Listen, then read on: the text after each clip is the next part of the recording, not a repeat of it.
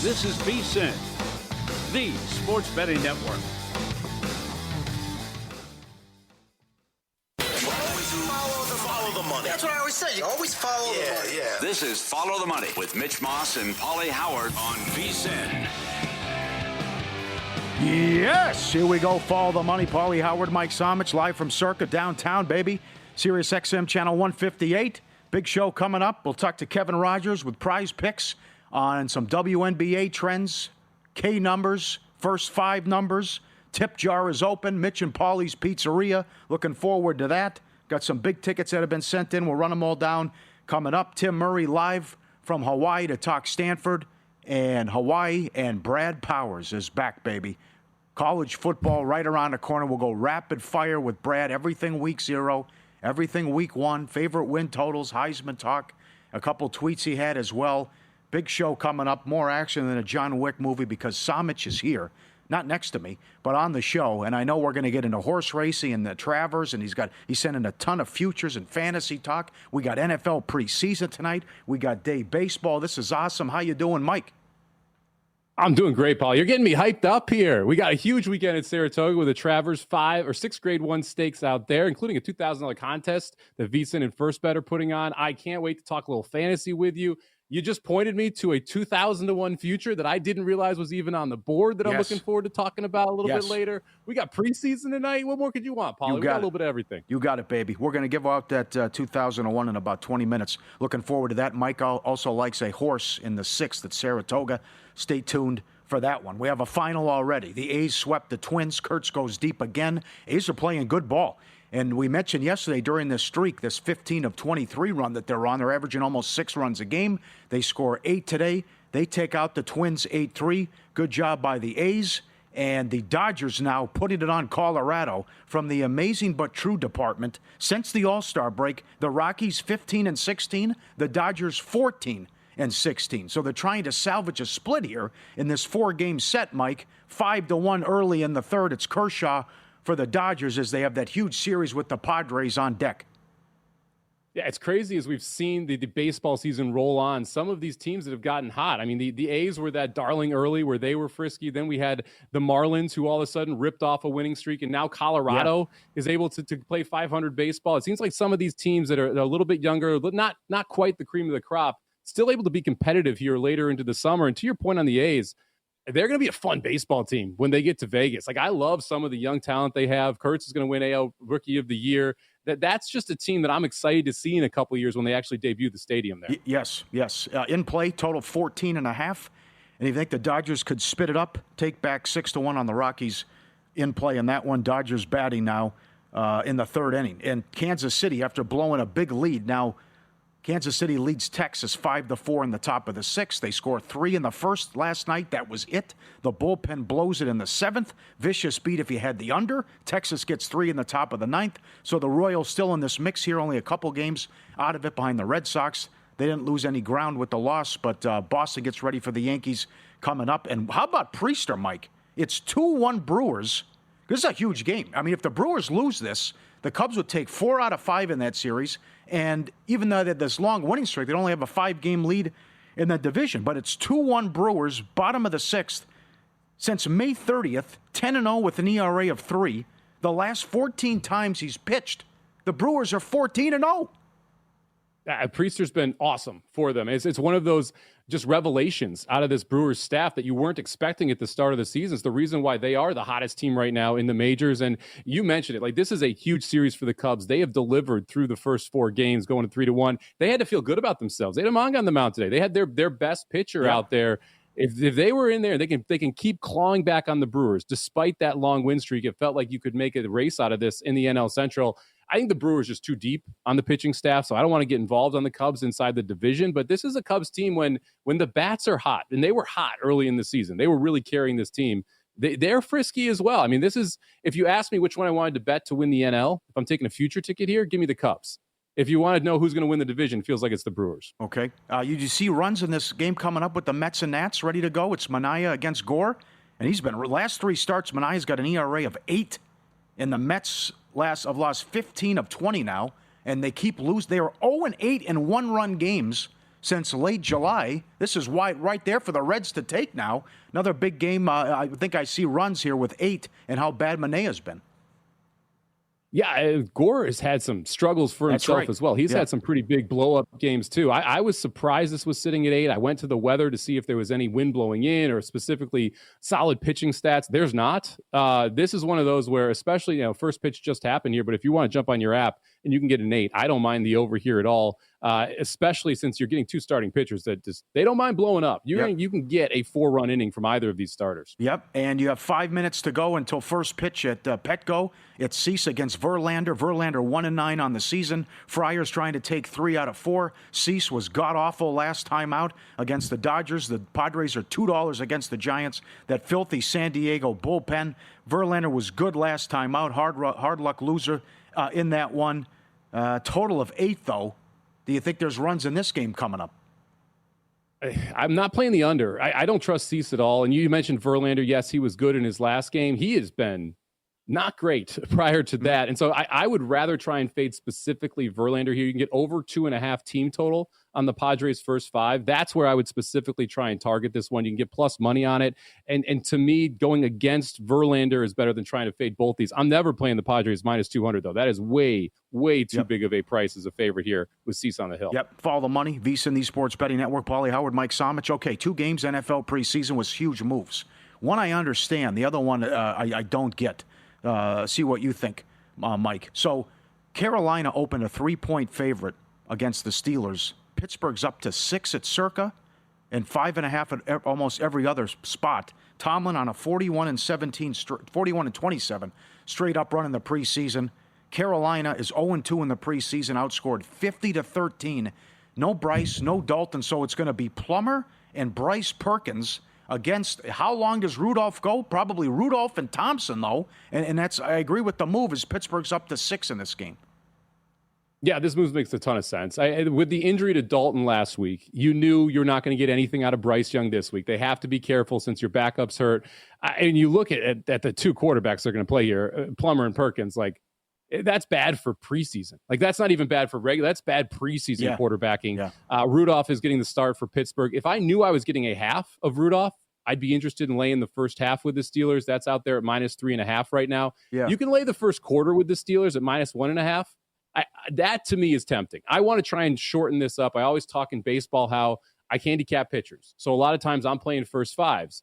Well, in preseason, I can handicap the starters, how long they're going to be in. So I want to focus on that specific segment when I'm betting preseason games. I know I'm going to get at least a quarter of Rudolph. So if I want to play this move and play with the Pittsburgh side of this, I want to play first quarter on the Steelers when I know I'm getting Rudolph at quarterback versus when we move to Skylar Thompson or their 4th-string quarterback. Okay, and this one as well. This one's getting carried away. This game's on Amazon Prime.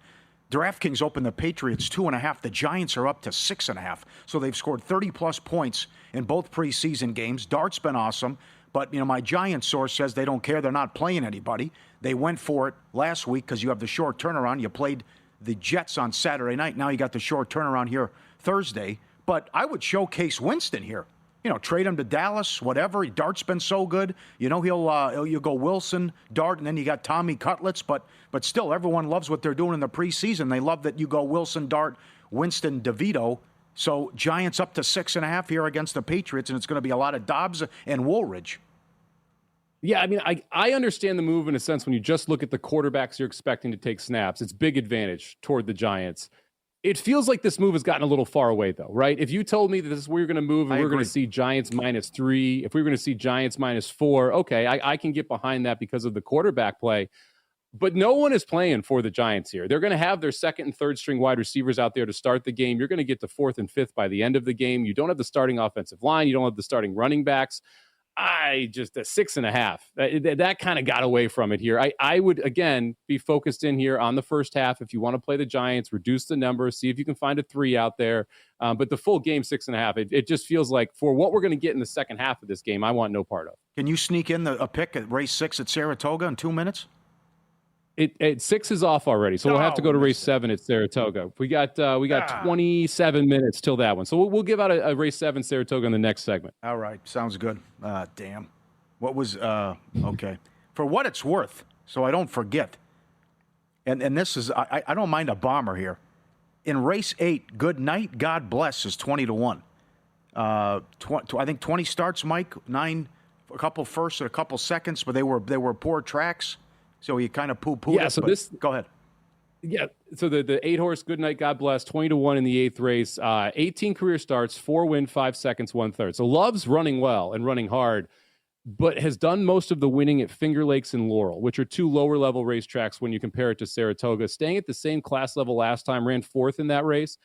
Not completely, it's 20-1. Yeah. I'm never going to talk you off a 20-1 horse. Not a horse that really caught my eye, but again, at 20-1, crazier things can happen. I do like the 4, or I'm sorry, the 3 quite a bit. Lemon Muffin in that spot, 4-1 on the morning line. This is a horse that was in grade 1, grade 2 competition last year, was in the D. Wayne Lucas barn, and he, unfortunately, RIP D. Wayne Lucas, a Hall of Famer, absolute superstar in our sport.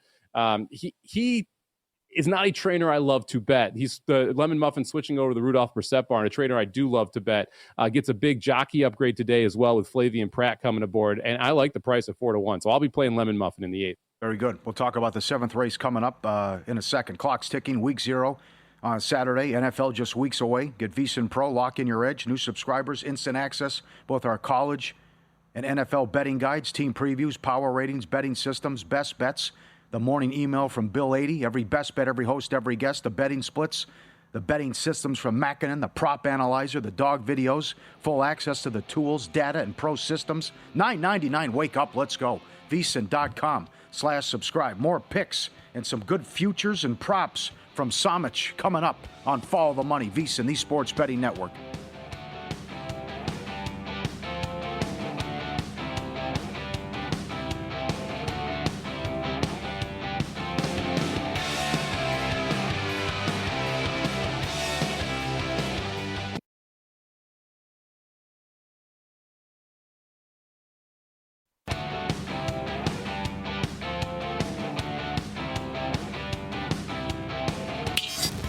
This is Follow the Money on VSiN. Lindor goes deep in the first. 1-0 Mets. 5-1 Dodgers, top of 4. Leadoff man on. Brewers clinging to a 2-1 lead in the 7th against the Cubbies, and still 5-4 Kansas City in the bottom of the 6th against the Rangers. All right, a lot of NFL talk here and a lot of futures talk as well. Mr. Somich, why? I'm high on the Green Bay Packers. You are as well. We took them in the NFL draft we did last week, plus 250 to win the division. I think Detroit takes a step back. I'm not there with McCarthy. I'm not there yet with Williams and the Bears. You're high on Green Bay. Tell us why. Yeah, I love this Green Bay team. It's one of the youngest teams in the NFL. If you look at the draft classes that they came out of, it's almost all exclusively out of the last 4 or so years, outside of Love, who's a little bit older, and a couple of the defensive players. This is a team that could easily take a leap together, right? I think Golden was a great pick at the wide receiver position. Yeah. And you know that LaFleur, when he has a true one, he will really utilize him. Just look what they were able to do with Devontae Adams on this team. I think Golden really helps them on the outside. I think the offensive line is significantly better than what we saw last year. The defense is a year older. You've got continuity at both the OC and the DC position here, and you've got a backfield that can run the football as well. All of those things are reasons why I think that Green Bay does get better over last year. By the way, this Green Bay team won double-digit games last year. It wasn't a bad football team. Mm-hmm. Jordan Love was also injured 75% of the time. They had to start Malik Willis a couple times, but Love had shoulder issues, knee issues, hand issues, a little bit of everything last year. If he can stay healthier, I think he ascends into that top 8 level of the NFL quarterback. And then you mentioned it. I look around the division, Pauly. Detroit, they are loaded with talent. But that offensive line, which was top 5 last year, unquestionably, is now top 15, right? They took a step back. You lose your OC and Ben Johnson. You lose your DC and Aaron Glenn. This reminds me of the Eagles 2 seasons ago. They go to the Super Bowl. They lose both Steichen and Gannon, and it takes them a year to kind of figure it out again. Yeah. I think we're going to see similar growing pains for a Lions team that has a first-place schedule here and has to go through it. And then I think the Bears are improved. But are they good enough to really compete for the division? I don't think so. I think the Vikings are interesting, but do I trust J.J. McCarthy? I've got no clue. I trust Kevin O'Connell, but I'm not sure what I'm going to get out of J.J. McCarthy. And all those things just lead me back to the Packers, who are sitting here at plus 250, a juicy number to win the division. They're a team that I played over the 9.5 win total. They're someone I think has a shot at getting to the Super Bowl, and they're a team that I don't mind at all at plus 250. So they're in the account here to win the NFC North. Okay, how about the Bills to get the 1 seed? This is my favorite bet. I mean, I've talked about this one for 2.5 months since the schedule came out. This is just cupcake city for Buffalo. They've got 3 very difficult games, but they're all at home. They've got Kansas City, Baltimore, and Philadelphia all at home, and they're spread out. One's to start the season, one's in the middle, one's late in the season. Their most difficult road game is the Houston Texans. That's the list. Everything else is cupcake city for them on the road. If you look at their division, I'm down on the Dolphins. I'm down on the Jets. I think that the Patriots will be better, but are they going to be Buffalo better? No, not that good. And so to me, this one was one of the first ones in my account. It was as high as plus 275 when the markets opened. Once the schedules came out, it got absolutely hammered down, but it's been sitting at plus 190 for a while here. I still think there is value. I mean, they have an opportunity to go conservatively. I think they go 13-4. I think they have the opportunity to go with 14 or 15 wins rather easily with the schedule, though. Okay, Canals did a great job last year. The early benching with Bryce Young, wake-up call. He fixed them. He played well down the stretch. Where are you at with Bryce Young passing yards? I was surprised how low this number was. So it's sitting at 32.50.5 yards right now for the season. If you look at after the return to the starting lineup, Bryce Young was putting up 226 yards per game passing. If he throws for 226 yards per game, it takes 15 games for him to hit this number. Well, that was with last year's talent. Okay, Xavier Legette was a rookie. You had Thielen in and out of the lineup. The offensive line was an absolute mess. Fast forward to this offseason. Offensive line is improved. You go out and you get Tet McMillan as your number 1A or 1B, depending on what you think of Legette. You still have Legette in the building. You still have Thielen in the building. Yeah. And you get a full year of good Bryce Young. And the best part of it, Pauly, this defense stinks out loud. Yes. They're going to have to score a lot of points to try and stay competitive. And because of that, they're going to be throwing the football. If Young throws for 250 a game here, we need 12 games for him to go over this 32.50.5 number. I love the Bryce Young over this year. I think he's going to have, I like this Panthers offense from a fantasy perspective as well, because they're going to have to score points. That means Bryce Young's going to be throwing the football. So if you believe in Bryce at all, even if you think he'll play what he did toward the second half of last year, this is still a very easy number to go over. How about Charbonnet over rushing yards, 575? Yeah, this is another one where I was big on Kenneth Walker early in the season. And I like Charbonnet as well. And I think that Charbonnet now is the safer play of the two with the numbers where they sit on the board. Walker consistently just struggles with injuries. And we're already seeing it in the preseason where he is getting banged up. But if you look at what they did with this offensive line in the offseason, they go out, they draft Gray Zabel, first-round pick out of North Dakota. He is awesome. I don't know if you've watched him in the preseason. He took on Chris Jones when they were playing the Chiefs, and he was just moving him out of the way like it was nothing. The zone blocking scheme that we're going to see from Kubiak, who was down with the Saints last year, and we saw in those first 2 weeks when the Saints were healthy what they could do on the ground with a good offensive line, how they could attack with multiple tight ends. You can just take that offense and you can plant that in Seattle. That's what they did. That's why they got rid of DK Metcalf. They want to make sure that they have one, maybe two very good wide receivers, but after that, it's tight ends, it's running the football, and specifically an outside zone run scheme. That's what Charbonnet and Walker are best at, and that is really going to allow them to be able to flourish. Right now, you get over 575.5 on Charbonnet. Look, he's going to get work if Walker's in the lineup. If Walker's out of the lineup, he is number one running back with a star, which means that you're going to see 100-yard games out of him consistently if he is able to get that number one position. I think Charbonnet flies over the 575.5 if you have any issues from a health perspective with Walker. And I think it's close if Walker's healthy all season. So I like Charbonnet's over quite a bit and what I think is going to be a very good Seattle run game. How do you like to play division exactas? 1, 2, 3, 4, 1, 2? How many of those did you play, and how do you usually like to bet that?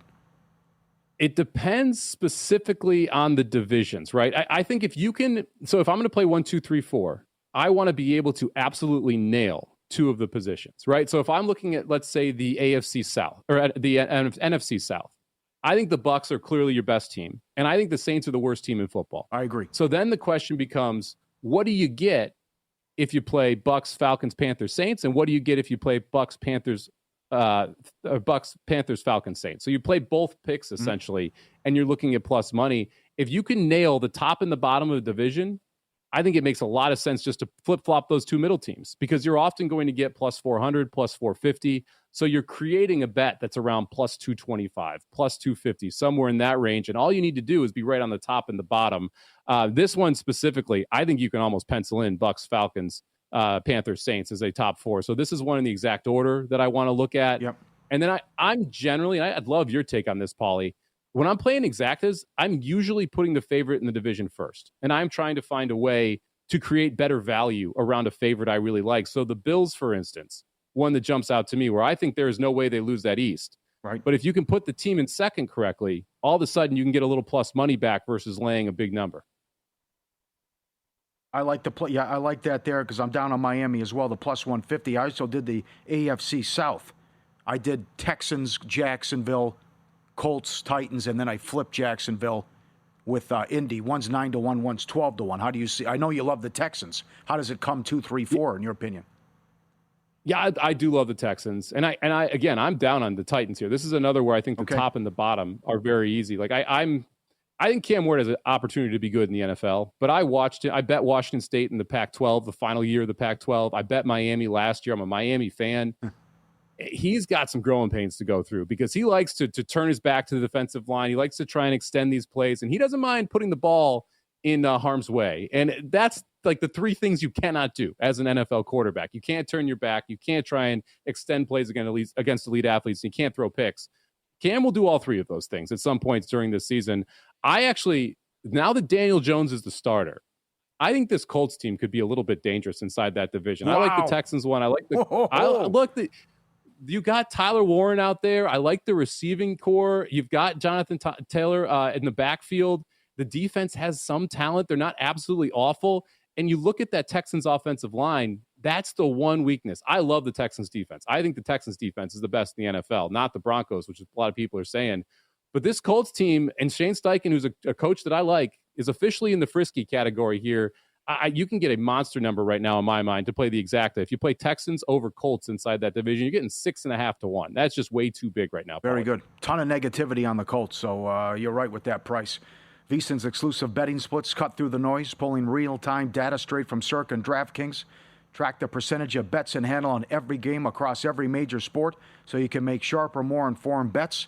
Start your edge today, just $9.99, VSiN.com/subscribe. You all love it. Get it now, VSiN.com/subscribe. Join the team. Dodgers have opened it up on the Rockies 7-1, still batting in the top of the fourth. Up next, we'll go to the seventh race at Saratoga, and we both will make a case for a 2,000 to 1 shot to win an award. The news gets better and better every single day. I didn't know we were going to talk about this. We saw the notes. We're on the same page. We're on the same player. We'll get to some fantasy sleepers and more exactas coming up on Follow the Money VSiN, the Sports Betting Network, Sirius XM, Channel 158.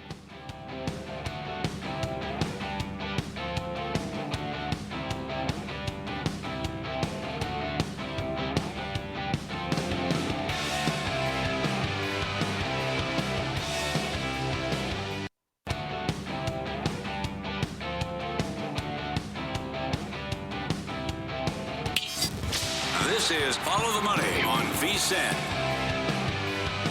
Thursday night football. Steelers 6 everywhere now as they take on Carolina. Carolina opened 3, but it's going to be Plummer and Perkins for Carolina, and they've only scored 13 points in the preseason thus far. And DraftKings opened the Patriots 2.5, Giants 6.5 everywhere tonight. Both games on television. Giants have been awesome in the preseason. Let's go to race 7 at Saratoga. Yeah, head out to Saratoga. Let's go. Head out to Saratoga. Race 7, full field. We got 11 horses headed to the post here. Turf sprints, where the speed has not been great at Saratoga. After the start of the meet, where you wanted to be on the lead in turf sprints, you now want to come from mid-pack. And I originally had the 12 on top here, 7-2 on the morning line. But it's been bet down to 5-2, and it's getting a little bit too short of a price for a horse that's going to have to go gate to wire. I'm going to go to my second pick here, the number 3, Shades of Jade, 8-1 right now in the live market. This horse closed well first time out of Gulfstream Park's turf sprinting and didn't break very sharply for Jenna Antonucci. Now she ships him up to Saratoga and gets Santana Jr. to ride, who's been phenomenal so far at this meet. Like the post, too, the 3 post, a much more preferential post than the 12 if you were turf sprinting. And like the fact that this horse should break a little bit better and be able to make a move around the far turn. So give me the number 3 horse here. 7-1 now on the board. Race number 7 at Saratoga. You got 5 minutes to post here before this one goes off. All right, let's get that one. Very good. All right, here we go. I'll start. Offensive Rookie of the Year, 2,000 to 1. Ollie Gordon. Dolphins, running back. Jalen Wright walked off practice slowly with an apparent injury flanked by a trainer and now headed into the medical facility for more evaluation. Gordon gets most of the reps in practice today. Gordon's been a star in camp. Gordon could be the backup running back. Gordon has 21 touches in the preseason. Achane has a calf strain.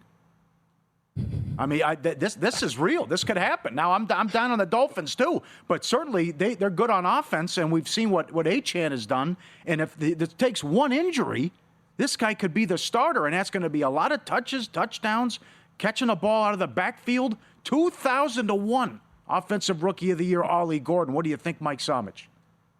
Yeah, we're going to do a fantasy sleeper segment, right? And Ollie Gordon is a player that I'm targeting in almost all of my drafts. He's either sitting on your waiver wire or he's a late, like literally last 2-round pick right now. He was a Heisman candidate at Oklahoma State to start the year last year. Didn't have a great season there. That's why he ended up on day 3 of this draft. But you outlined the case as to why the usage is going to be there for him. First off, Achane struggles in the red zone as a running back, right? He was not great inside the 5-yard line. Gordon's going to get those touches anyway. He's going to be a touchdown vulture in that, even when you have Achane in the lineup. Achane's also missed multiple games in his first 2 years. He is very fast, but he's not the biggest dude out there. He gets popped and gets injured. Hamstring's something I never want to deal with when you're looking at a wide receiver or a running back, any type of skill position. It feels like Ollie Gordon ends up starting, I don't know, at least 4 games this year for the Dolphins, if not half the season. Yes. And if you end up with what, 10 starts, 11 starts, and you're getting the key touches in a Dolphins offense that's going to score points and the defense can't stop anybody. That secondary is an absolute mess. Why can't Ollie Gordon have one of these big out of nowhere seasons? I didn't even know he was 2,000-1 when I put that into the rundown for us. I'm now going to go bet him to win Rookie of the Year because at 2,000-1, I mean, why not, right? Just take a swing. That's a huge number for a running back that's usage is going to be good, going to get red zone usage, and has breakaway speed. We saw that in college. So, like I said, I'm down on the Dolphins too, Pauly. But Ollie Gordon could be the bright spot for them this season. Very good. Well said. And we'll go inside Mama's Pizzeria coming up, and the tip jar's open, and Ollie Gordon's in there as well. How about some other sleepers you like? Yeah, I think that there's some really interesting ones. First off, like 2 players that I'm very high on that I don't think are necessarily qualify as sleepers anymore. First on Travion Henderson, everyone's talking about him up in that Patriots backfield. He had the 100-yard kick return in the first preseason game. He had a 17-yard touchdown in the second preseason game. He's explosive. And when you look at Ramondre Stevenson and what he's been able to offer that that Patriots backfield the last couple of years, it's not great, right? He had fumble problems at one point. His EPA is not what you would expect for what they have had up front blocking for him. He's gotten opportunities and not been able to succeed. Everyone's comping this to what we saw in the Bucs last year with Bucky Irving and taking over for White. I do think it's a similar situation to that. Henderson should be very good inside this lineup. His ADP is now getting a little too high to qualify as a sleeper, but he is still clearly the Patriots running back I want, and one of those good second or third running back options. The player that I love that's now getting some run is Ricky Pearsall. Yes. Like, I don't understand why he is not being drafted significantly higher than what he is currently at. You've got Ayuk. He's going to be out 8 to 10 weeks. The Jennings contract situation's not figured out at this point. But even more than that, when you talked to anyone on the inside with the 49ers, they were talking about how their plan this year was Pearsall as your 2, and Jennings was going to play the slot. They wanted to feature Pearsall more across from Ayuk. Pearsall is going to be the one for at least 10 weeks inside a Kyle Shanahan offense that wants to be able to throw the football and has a running game that is dangerous. I think Pearsall has a monster second year here because he is going to get that opportunity early in the season, and you're in an offense that wants to find him the football. He was a player I love playing props when I was coming on last year on Fridays with you. We talked about Pearsall all the time because he came on late in the season after the unfortunate shooting injury early in the season. I think Pearsall is set up to have a phenomenal second year. Follow the money, VSiN, the Sports Betting Network. Pauly Howard, Mike Somich, talking NFL. We'll get to the pizzeria in 20 minutes. Kevin Rogers to give out some props, and Tim Murray live from Hawaii, and, of course, Brad Powers in an hour to talk college football. Some other futures in the NFL. How high are you on the Broncos, and do you think there's value there with an exacta in the West? I do. Look, I like playing favorites in that top spot, like I mentioned last segment. But if I think there's a clear 2, I will take a shot here with a longer price. And I think this is the year the Chiefs get knocked off the top spot in the AFC West. I was originally high on the Chargers, but I don't love what's been happening in camp. We've got injuries to the wide receiving unit that was already weak. We've got an offensive line injury to Slater. He's going to miss the year. Yeah, you can move Alt over, but that still drastically negatively affects what you're going to have in that offensive line position. I don't think the Chargers, especially with their travel, if you look at their schedule early, Pauly, they are frequent flyer champions. They're just going coast to coast to coast to coast. At some point, that is going to catch up with you, logging all those miles early in the season. And this Denver team, I mean, the vibes are immaculate right now, right? It's going to be one of the best defenses in football. You've got R.J. Harvey, who looks like he's going to be good for that backfield. You're hearing good things about Troy Franklin, what he's able to do in the passing game. I'm not sure if I believe Bo Nix is ready to make a year two jump, but I do believe that Sean Payton can properly manage what Bo Nix is going to be able to do. I think Denver is very live to win the division. And because of what we have seen at Chargers training camp, I think Kansas City is very likely to slot themselves in that second spot. Right now, you can get 5-1 on the division exacta with the Broncos over the Chiefs. So I'll take a little bit of a swing in the AFC West and put Broncos over Chiefs as an exact 1-2 finish. I mentioned the Warren Sharp preview magazine, buy 500 pages, please. What he had, but huge. This is but he made the breakdown that every time the Chargers played a good quarterback, they lost, and then look at the good quarterbacks that the quarterbacks they beat rather, and they beat up on some bad ones, and then what happened in the playoff game.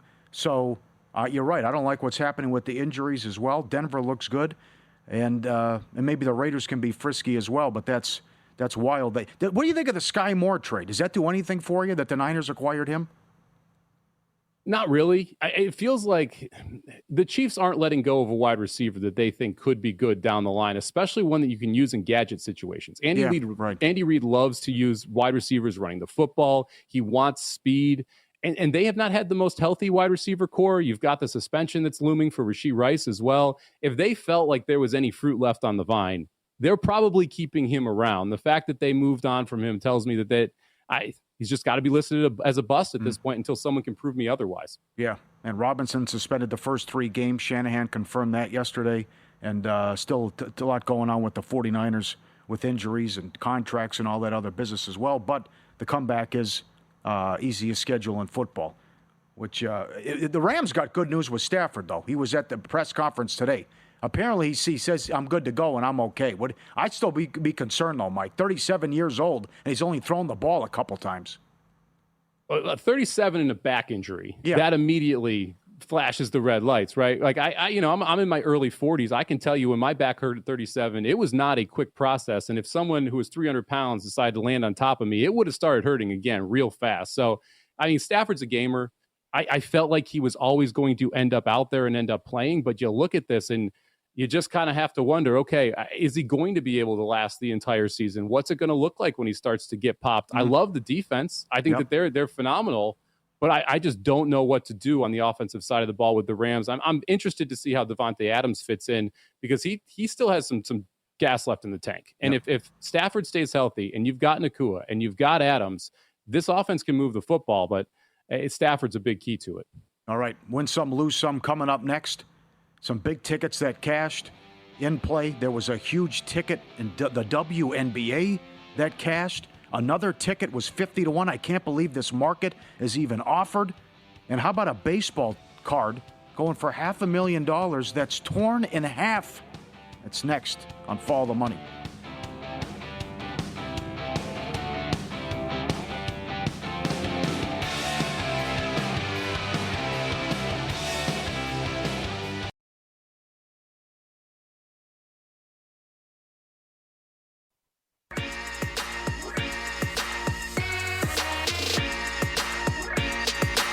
Win Some, Lose Some is sponsored by the Sharp Plays.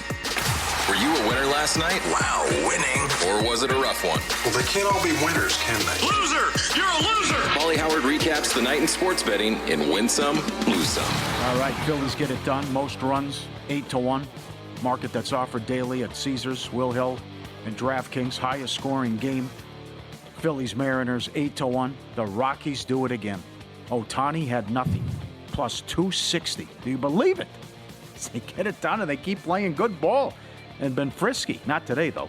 Nationals plus 155 beat the Mets, and the Pirates plus 140. This is offered every day at DraftKings. Will every team score a run? There's been a shutout 6 days in a row in 8 of the last 9. It's something I never thought of till I noticed, hey, look at this prop. It's, you think, okay, all I have to do is get a run. I mean, it's a shutout every damn night. And the Astros were responsible for 3 of them.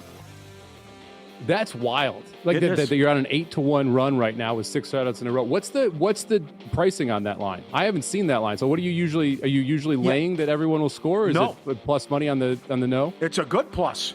Well, every team scores. Really? Usually, like plus 350, plus 270. Depends how many games are going and who's pitching. But yeah, it was there was a deep card the other day, and it was plus 650. And the Astros got shut out, but that was the only team. Yeah. Home team's 11-3. Oh, sorry. Go ahead. I'd love to find someone who's been banging their head betting the yes on that one. If you're laying, 400, 500 every single day, you're like, it can't happen again. I know.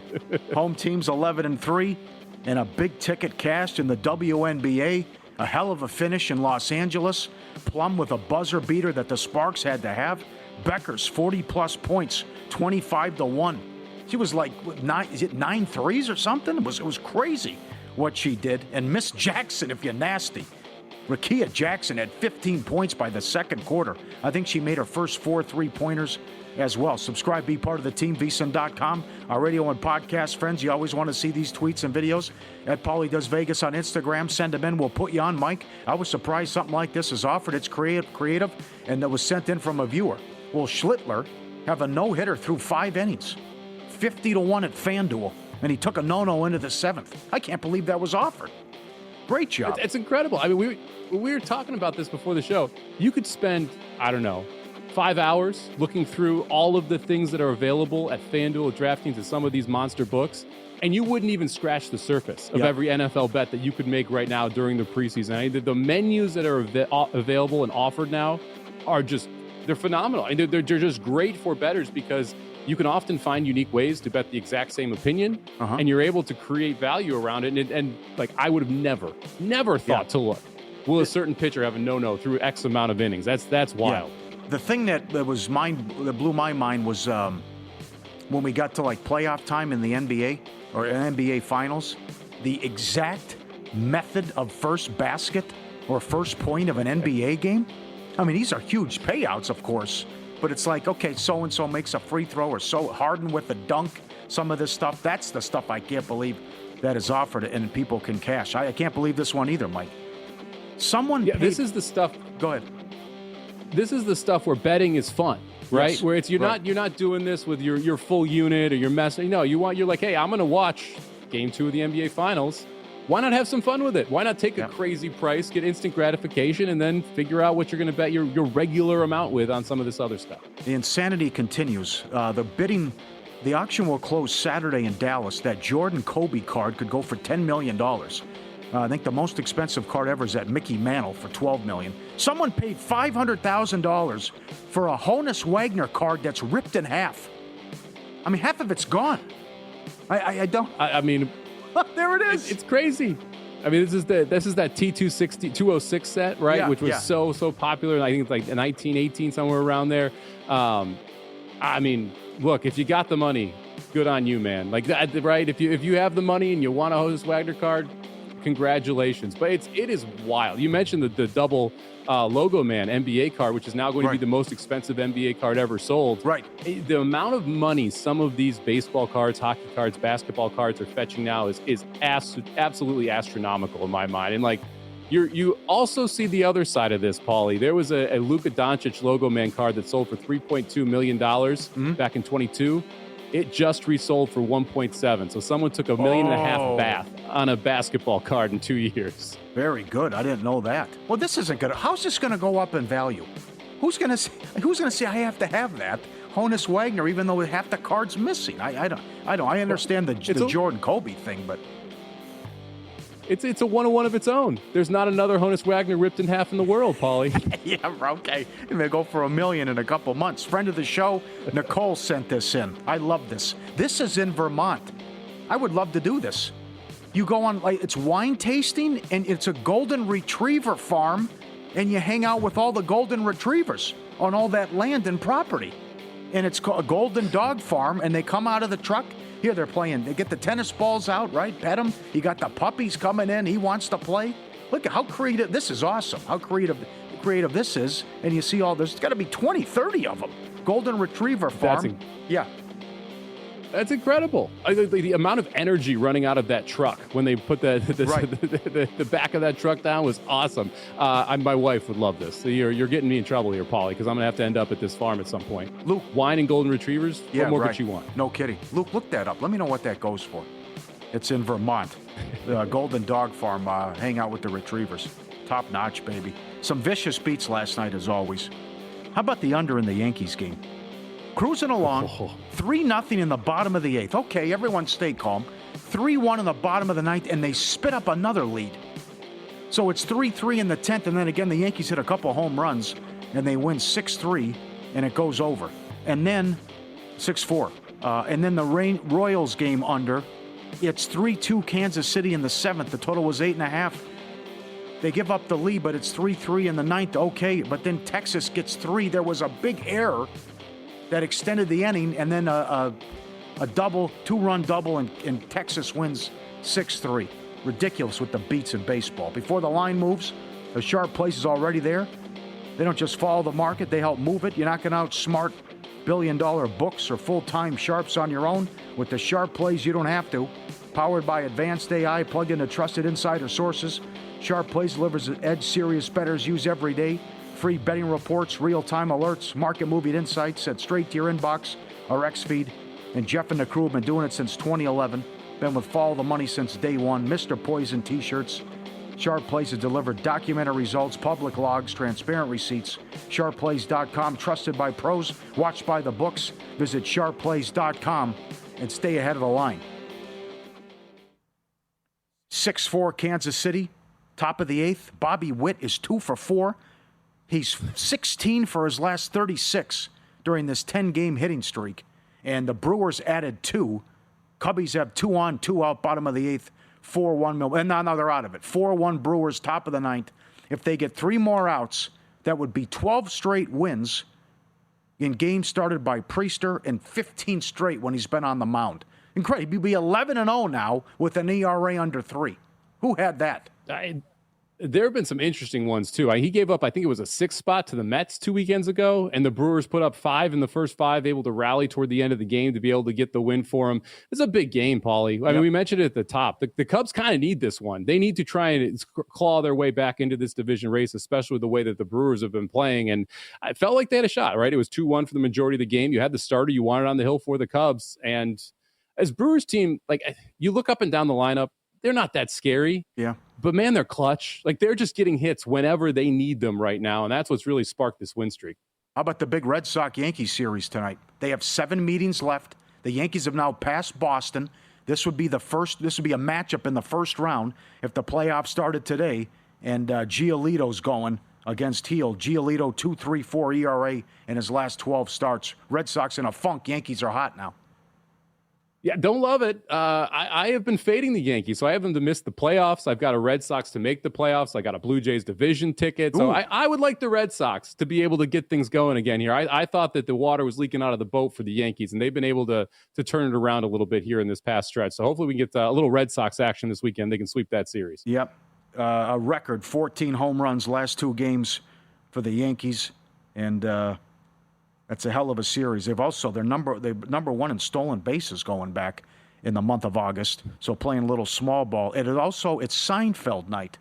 The first 18,000 fans get a George Costanza bobblehead that is called the nap episode, where he takes the nap under the desk that they installed in his office. You get that bobblehead tonight. First 18,000 fans. That is awesome on Seinfeld night. Going out to the ballpark for the big series coming up. We'll shift gears. We'll talk to Kevin Rogers up next from Prize Picks. He's awesome with his numbers, with first 5, K props, and there's some wild stuff going on in the WNBA. He'll surprise you up next. All tickets cash the same, Matty Humans. It doesn't matter. Coming up on Follow the Money, VSiN, the Sports Betting Network. Pauly Howard, Mike Somich, live from Circa, Sirius XM, Channel 158.